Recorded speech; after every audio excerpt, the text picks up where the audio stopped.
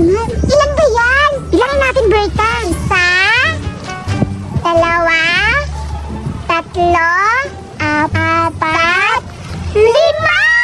Hala, 3 sa akin, sa'yo 2. Hoy, ako nakikita. Dapat 3 sa akin, yung 2 siya sa'yo. Hindi, kasi malakas ako kumain. Sige na lang, baka malason tayo dito, ha? Ano, sige.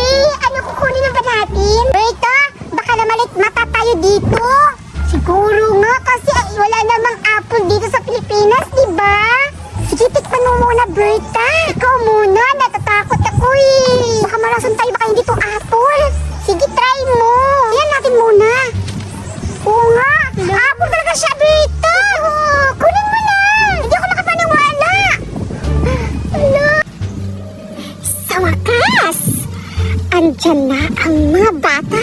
Matagal ko na tong hinihintay.